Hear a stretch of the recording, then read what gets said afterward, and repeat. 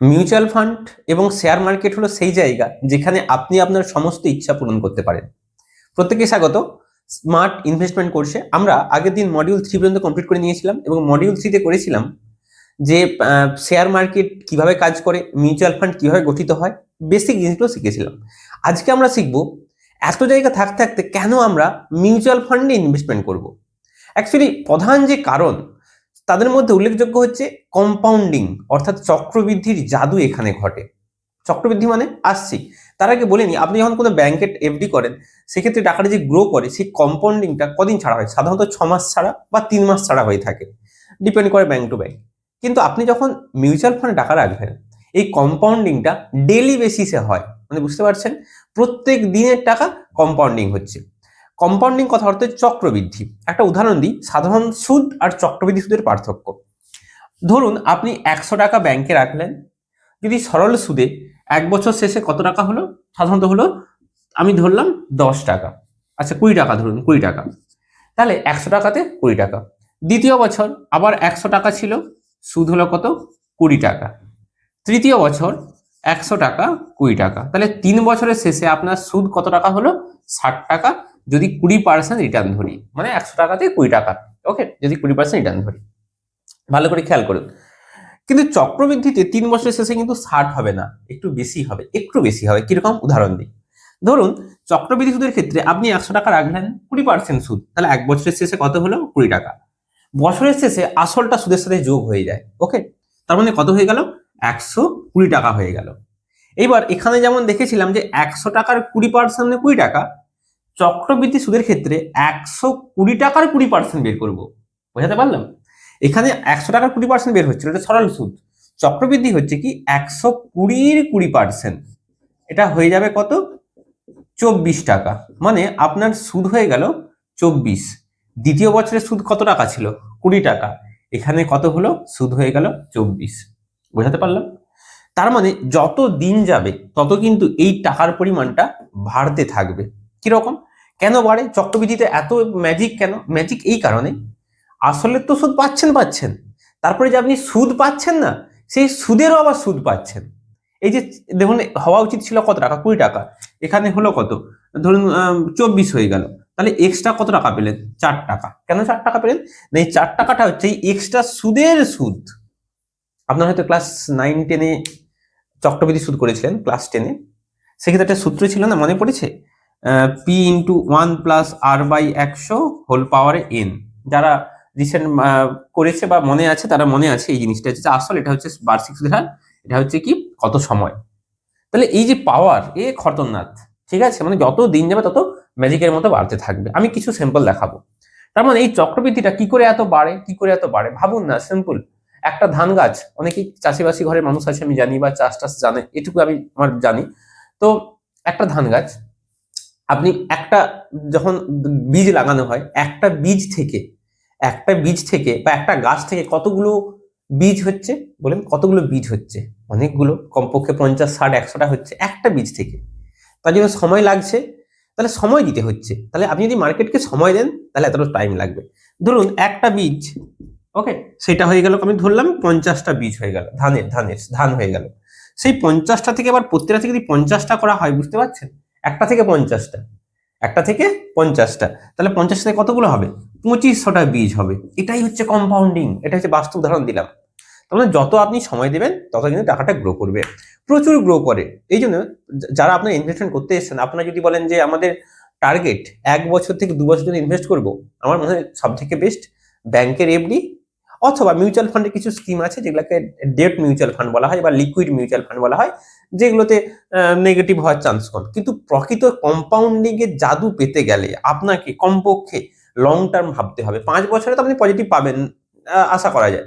কিন্তু 10 বছর, 15 বছর, 20 বছর যত আসবে, সব একটা মানে বিশাল অ্যামাউন্ট আসবে। আমি সব দেখাবো ক্যালকুলেটারে, একটু অপেক্ষা করুন। এই কোর্স শুধু মানে থিওরিক্যালি আমি বকে গেলাম এরকম না, প্র্যাকটিক্যালি দেখাবো। এইবার স্ক্রিনে দেখে নেব কিভাবে চক্রবৃদ্ধি যত দিন যাবে তত আপনার টাকাটা লাফিয়ে লাফিয়ে বহুগুণ বাড়বে। চলুন স্ক্রিনে চলুন, দেখাবো যে চক্রবৃদ্ধি সুদ কিভাবে প্র্যাকটিক্যালি কাজ করে, মানে কিভাবে বাড়ে, কতটা বাড়ে, প্র্যাকটিক্যালি আপনাদেরকে দেখাবো। তো সবার প্রথম আপনারা চলে আসবেন গুগল ক্রমে, ওখানে আপনারা সার্চ করবেন এসআইপি ক্যালকুলেটর। এসআইপি ক্যালকুলেটর যখনই সার্চ করলাম দেখুন অনেকগুলো অপশন আছে, তো আপনারা যে কোনো একটা চুজ করতে পারেন, যে কোনো একটা ওয়েবসাইটে ক্লিক করলে দেখুন এসআইপি ক্যালকুলেটর আপনাদেরকে সবার প্রথমে দেখাচ্ছি মাসে 2000 টাকা করে ইনভেস্ট করেন, মাসে মাত্র 2000 টাকা। ওকে, আচ্ছা আমি রিটার্নটাকে আপনারা ধরুন কমপক্ষে আপনি 16% ধরুন, আমি খুব বেশি যাচ্ছি না। ওকে, তো 10 বছর পর এই টাকাটা কত হচ্ছে দেখুন, ক্যালকুলেটে ক্লিক করবেন, ক্লিক করলে দেখুন আপনার ইনিশিয়াল অ্যামাউন্ট 2,40,000, 10 বছর পর এইটা হয়ে যাচ্ছে 5,92,000, 5,92,000। ওকে, এটাকে বাড়িয়ে আপনি একটু 20 বছর করে দিন, 20 বছর করলে ক্যালকুলেট করুন, দেখুন পেয়ে যাবেন কত দেখুন 34 লক্ষ, তাই তো, প্রায় 34,98,000।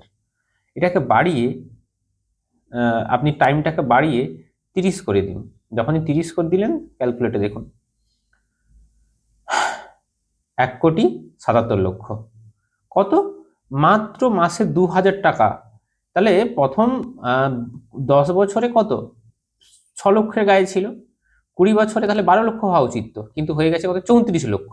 ভাবুন, 6-এর জায়গায় 12 হওয়া উচিত ছিল 34, তাহলে 20-র জায়গায় 3 মানে 20 থেকে যখন আমি 30 বছর নিলাম তাহলে হওয়া উচিত ছিল কত 10 3 মানে 6 3 18 লক্ষ, হয়ে গেছে 1,77,00,000।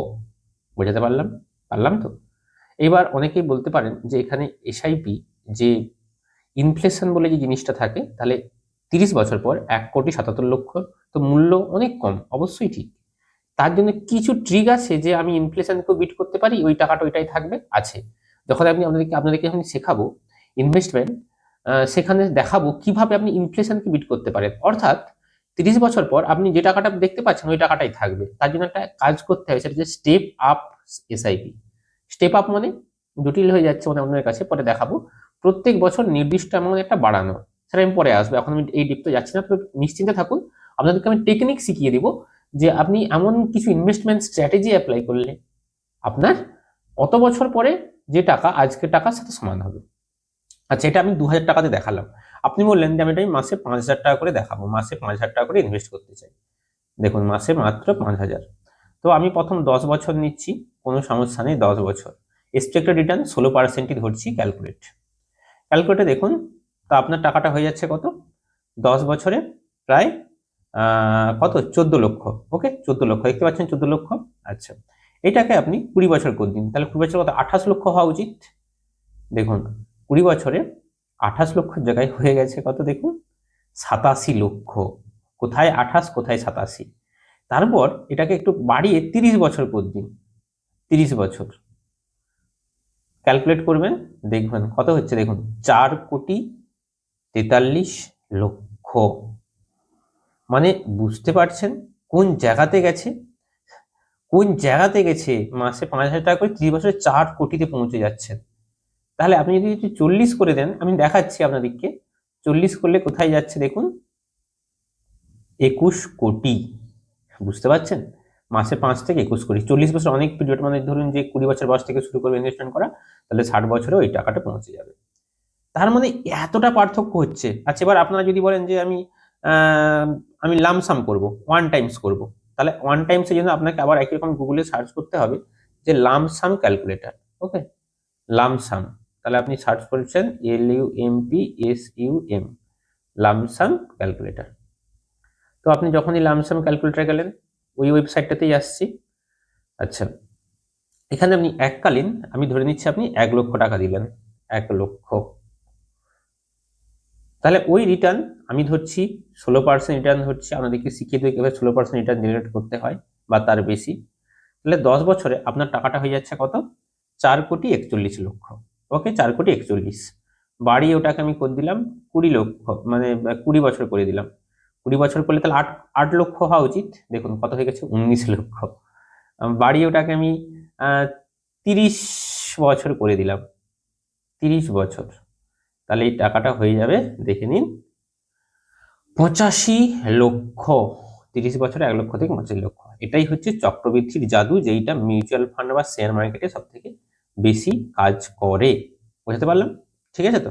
আচ্ছা, এবার অনেকে আমাকে প্রশ্ন করে থাকেন, আমি তো দেখি যে আমি শেয়ার মার্কেট ব্যবহার করে কি করে কোটিপতি হতে পারবো, কি করে কোটিপতি হতে পারবো, তার একটা ছোট্ট একটা লজিক দেখাচ্ছি। একটা রুল রয়েছে, যদি আপনি প্রত্যেক মাসে 15,000 করে 15 বছর এসআইপি করতে থাকেন, তাহলে মোটামুটি 16% রিটার্নে আপনি 1 কোটিতে পৌঁছাতে পারবেন। কি বললাম, আপনাকে যেতে হবে যে 15 বছর 15,000 টাকা করে যদি আপনি করেন, সেখানে আমি 1 কোটিতে পৌঁছাতে পারবেন। তাহলে আমার সেখানে একটু প্র্যাকটিক্যালি দেখে নিই কিভাবে হচ্ছে কিনা। তাহলে একই রকম আবার সেই শিপ ক্যালকুলেটরে আসছি। শিপ ক্যালকুলেটর যখনই চলে এলাম, দেখুন আপনাদেরকে দেখে দিচ্ছি যে প্রত্যেক মাসে আমি 15,000 টাকা করে ইনভেস্ট করছি। 15,000, তো 15 বছরের জন্য করছি। ওকে, 15 বছর, আর এখানে রিটার্ন দিচ্ছি আমি 16%। তাহলে ক্যালকুলেট করুন, দেখবেন 1 কোটিতে পৌঁছে যাবে। দেখুন 1,12,00,000। ওকে, একটা মজার জিনিস এখানে দেখাচ্ছি আপনাকে, চক্রবৃদ্ধির আরো ভালো বুঝতে পারবেন। এখানে 15 বছরে কত পেলেন? 1,12,00,000।